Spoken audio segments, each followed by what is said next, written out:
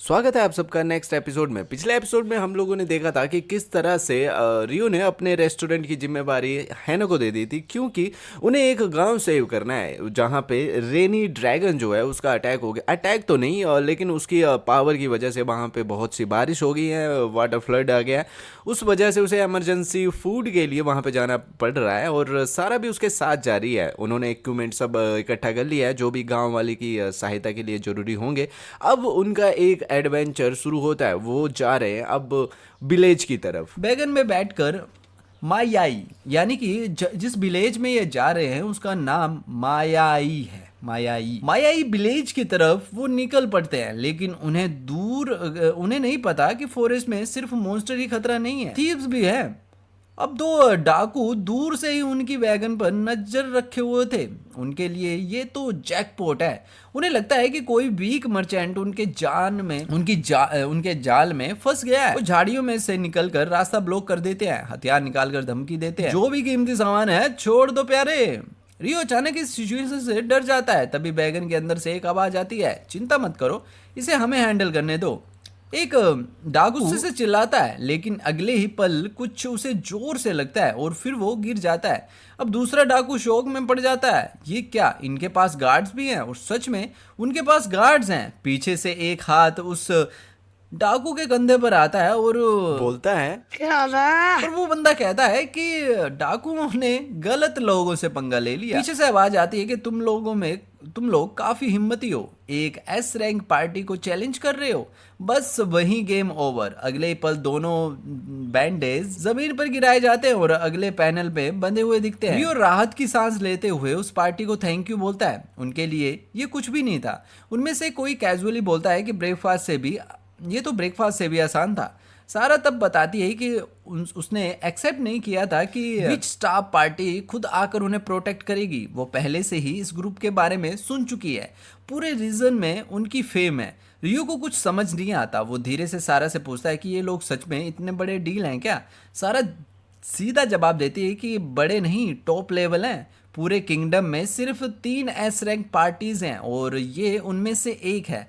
ये सुनकर रियो literally shock हो जाता है। उसे रियलाइज होता है कि वो किस लेवल के लोगों के साथ खड़ा है। तभी साइड से हंसी आती है। एमएल और यूथी पार्टी मेंबर्स उसकी रिएक्शन देखकर इम्यूड होते हैं। वे बताते हैं कि उन्होंने उसकी विस्परिंग सुन ली थी, लेकिन कोई बैड इंटेंशन नहीं था। उनके लीडर लून और मेंबर डेमियन भी वहीं बैठे होते हैं। लन कामली कहता है कि रियो दूर की जगह से है, इसलिए उसे बिच स्टाफ के बारे में ना पता होना नॉर्मल है। लेकिन इंटरेस्टिंग बात यह है कि उन्हें रियो के बारे में पहले से पता है। साटो ट्रेडिंग कंपनी का नाम ऑलरेडी फैल चुका है। उन्हें सोलन का राइजिंग स्टार कहा जा रहा है। रियो के लिए ये बात नहीं होती है। उसे खुद अंदाजा नहीं था कि उसकी रेपुटेशन इतनी दूर तक पहुंच चुकी है। लीन पहले तो बिलीव नहीं करता, लेकिन जैसे ही वो रियो का टूल बॉक्स स्टोरेज देखता है उसकी सोच बदल जाती है, क्योंकि ये स्किल हर एडवेंचर का सपना होती है। यूथ फर्दर ऐड करती है कि साधारण टूल बॉक्स स्किल जो होती है वो ही रेयर होती है, लेकिन रियो का जो वर्जन है वो तो नेक्स्ट लेवल का है। जो टेंट उन्होंने देखा था वो भी पावरफुल इन्हेंसमेंट मैजिक से इंचेंट था। यह सब सुनकर डेमियन भी इम्प्रेस्ड हो जाता है। रियो की रिस्पेक्ट और बढ़ जाती है। अब दिन खत्म होने वाला होता है और लीन प्रैक्टिकल डिसीजन लेता है कि अब रात हो गई है, कल आगे बढ़ते हैं, यानी कि आज रेस्ट कल मिशन आगे। रियो जेन्युइनली थैंकफुल होता है, इसलिए रियो डिसाइड करता है कि इस बार वो पूरी बीच स्टाफ पार्टी को अपने ही स्टाइल में एक स्पेशल डिनर ट्रीट देगा। वो सबको इन्वाइट करता है। आज रात बर्गर्स ऑन मी। ये सुनते ही लन की आंखें चमक उठती हैं। उन्हें जरा भी अंदाजा नहीं होता कि वे अभी किस लेवल का एक्सपीरियंस लेने वाले हैं। रियो अपना सिग्नेचर बर्गर सर्व करता है और कहता है कि go ahead, try it. Emil और यूथ क्यूरियोसिटी से बर्गर उठाती हैं और उन्होंने इसके बारे में रूमर्स तो बहुत सुने थे, लेकिन पहली बार सामने देख रही थी। एमिल धीरे से कहती है कि फ्रेश फूड को इस तरह स्टोर करना ही इम्प्रेसिव है, लेकिन असली शौक तो अभी बाकी था। जैसे ही सब पहला बाइट लेते हैं बस यही रिएक्शन होता है कि juicy meat, perfect balance, ingredients, rich flavour और सब कुछ लिटरली नेक्स्ट लेवल था। डेमियन तब बोल देता है कि कैपिटल में भी इतना अच्छा खाना नहीं मिलता, ये काफ़ी रेयर है। लेकिन तुरंत बोल पड़ता है कि नेक्स्ट सर्विंग। एमिल भी पीछे नहीं रहती, वो कहती है कि मुझे भी और चाहिए। रियो कैजुअली मुस्कुराता है और कहता है कि बहुत बहुत सारे हैं, आराम से खाओ। अब लन को समझ आता है कि रियो को राइजिंग स्टार क्यों कहा जा रहा है। स्किल, बिजनेस सेंस और क्वालिटी सब कुछ परफेक्टली जस्टिफाई हो जाता है। और अब उसे ये भी समझ आ जाता है कि लॉर्ड सेरेटो ने उसे क्यों एक्नोलॉज किया था। लेकिन तभी लन एक अनएक्सेप्टेड मूव करता है। वो रियो की तरफ देखकर सीरियसली पूछता है कि क्या तुम हमारी विच स्टाफ पार्टी ज्वाइन करना चाहोगे। उसके हिसाब से रियो एक परफेक्ट एडवेंचर बन सकता है। रियो लिटरली अपना ड्रिंक ऑलमोस्ट उगल देता है। वो कहता है कि मैं एडवेंचर, किस एंगल से? उसके लिए ये आइडिया पूरी तरह अब्सर्ड होता है। वो तुरंत मना कर देता है। वो कहता है कि I am a merchant, fighter नहीं। अब लिन थोड़ा डिसअपॉइंटेड जरूर होता है, लेकिन बात वहीं खत्म हो जाती है। अब यहाँ पे थोड़ा टाइम बीतता है और थोड़े टाइम के बाद आखिरकार वे फॉरेस्ट से बाहर निकलते हैं और मायाई विलेज के पास पहुंच जाते हैं। शाम हो चुकी होती है तो वे डिसाइड करते हैं कि आज यही रुकते हैं, कल से रियल मिशन स्टार्ट होगा। सारा आसमान की तरफ देखती है और जो मौसम होता है वो लगातार खराब होता जा रहा होता है। लीन तुरंत समझ जाता है कि ये कोई नॉर्मल रेन नहीं है, ये रेन ड्रैगन का इफेक्ट है। अब ये बारिश नेचुरल नहीं रही। सारा बस एक ही बात सोच रही होती कि मेरी बहन तू सेफ है ना। तभी जोरदार क्रैश की आवाज आती है और सब एकदम से अलर्ट हो जाते हैं। ये क्या था? जैसे ही वे आगे बढ़ते हैं सीन साफ हो जाता है कि लोग चीख रहे हैं, सबको पीछे हटने को कह रहे हैं और फिर ब्रिज कोलैप्स हो चुका था। दूसरी तरफ फार्मर्स अपने डिस्ट्रॉय फील्ड को देखकर टूट चुके थे। बारिश रुकने का नाम ही नहीं ले रही थी। एक फार्मर रोते हुए कहता है कि मेरी पूरी फसल खराब हो गई, खत्म हो गई। सारा तुरंत सिचुएशन एनालाइज करती है। जो ब्रिज विलेज को कनेक्ट करता था वो भी डिस्ट्रॉय हो गया, मतलब supply routes completely cut off. अब सलून से हेल्प कब आएगी कोई आइडिया नहीं। गांव वाले पैनिक में हैं। अब करे तो करे क्या, जाए तो जाए कहाँ। तभी दूर से एक कैरेज आती दिखती है। जैसे ही वो पास आती है सारा उसे पहचान लेती है। वो बिना सोचे उसकी तरफ दौड़ पड़ती है। दीदी और कैरेज उन्हें विलेज के एक मेंशन की तरफ ले जाती है। अब वहां पहुंचते ही उनका सामना होता है जस्टिन से, जो कि विलेज का गवर्नर होता है, और उसकी वाइफ लूना, जो कि सारा की बड़ी बहन है। जस्टिन आगे बढ़कर रियो से हाथ मिलाता है और उसकी आवाज में जेन्युइनली ग्रेटिट्यूड साफ झलक रहा होता है। वो कहता है कि इतनी दूर से मदद के लिए आने के लिए थैंक यू। वो होनेस्टली एडमिट करता है कि अगर यही हाल रहा तो विलेज का फ्यूचर अनसर्टेन है। रियो कामली अपना इंट्रोडक्शन देता है कि मैं साटो ट्रेडिंग कंपनी का प्रेसिडेंट हूँ और सारा मेरी वाइस प्रेसिडेंट है। ये सुनकर जस्टिन हल्का सा हंस देता है। उसे उम्मीद ही नहीं थी कि उसकी वाइफ की छोटी बहन ही उनकी सेवियर बनकर आएगी। अब दूसरी तरफ सारा और लूना एक इमोशनल मोमेंट शेयर कर रही होती हैं। दोनों एक दूसरे को सेब देकर राहत की सांस लेती हैं। लेकिन तभी लूना को एक डाउट आता है। वो कहती है कि ब्रिज तो कोलैप्स हो गया था ना, फिर तुम लोग यहाँ कैसे पहुंचे? तभी आगे आती है यूथी। वो कॉन्फिडेंसली कहती है कि मैं ठीक कर देती हूँ। वो जमीन पर एक सीड रखती है और चैंटिंग शुरू करती है और अगले ही पल सीड इंस्टेंटली ग्रो करता है और उससे निकलती है मैसिव वाइन्स। कुछ ही सेकंड में एक नेचुरल वाइन ब्रिज तैयार। Magic instant solution.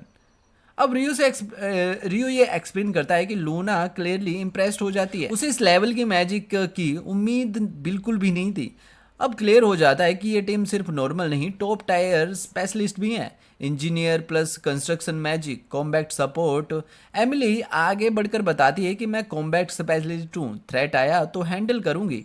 लेकिन प्रॉब्लम सिंपल नहीं है। विलेज की हालत, फील्ड पूरी तरह फ्लडेड है, क्रॉप्स डिस्ट्रॉयड है और लो एरिया हाउसेस पानी में डूबे हुए हैं। स्टोरेज फूड भी ऑलमोस्ट खराब है। फिर भी लैन कॉन्फिडेंटली बोलता है कि हम सब कुछ 3 दिन में ठीक कर देंगे। जस्टिन शॉक हो जाता है। 3 दिन? डैमियन कैजुअली कहता है कि हमारे लिए रीजनेबल टाइमलाइन है। अब तो क्लियर है ये लोग सच में एलिट लेवल है। लैन डिसाइड करता है कि वर्क स्टार्ट टुमारो। जस्टिन राहत की सांस लेता है और रिकंस्ट्रक्शन की पूरी तरह उन्हें सौंप देता है। अब रियो फोकस करता है कि मेन इशू फूड है। वो पूछता है कि विलेज की फूड सिचुएशन कैसी है।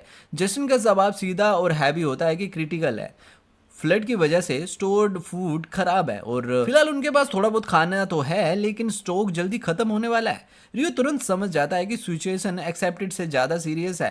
वो बिना डिले किए फैसला लेता है कि पहले फूड डिस्ट्रीब्यूशन शुरू करते हैं। जस्टिन थोड़ा सरप्राइज होता है, लेकिन डैमियन तुरंत एग्री करता है। राइट प्रायोरिटी, सबको भूख लगी है, ये साफ दिख रहा है। लूना को थोड़ा डाउट होता है कि इतना फूड आया कहाँ से। सारा कॉन्फिडेंटली मुस्कुराती है कि रियो है ना, वो मैनेज कर लेगा। और फिर शुरू होता है डिस्ट्रीब्यूशन। विलेज लाइन में खड़े और रियो खुद सर्विंग करता है। पहला सिप लेते ही रिएक्शन इंस्टेंट, इतना स्वादिष्ट। ये सिर्फ खाना नहीं, जैसे बॉडी के अंदर तक वार्म पहुंचा रही हो। डिश जो होती है वो होती है मीसो बेस्ड पोर्क सूप।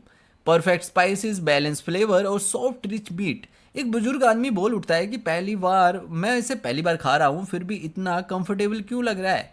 वो तुरंत दूसरा बोल मांगता है। बाकी लोग भी ज्वाइन कर लेते हैं। रियो शांति से कहता है कि सबके लिए है, लाइन में आओ। लूना क्वाइटली ऑब्जर्व करती है। एक ही मील में रियो ने विलेजर्स के दिल जीत लिए। विलेज में एनर्जी वापस आ गई है। जस्टिन भी मानता है कि अब लोगों में काम करने की ताकत आ गई है। तभी एक छोटी लड़की दौड़कर आती है और कहती है कि अंकल, एक और बॉल मिलेगा।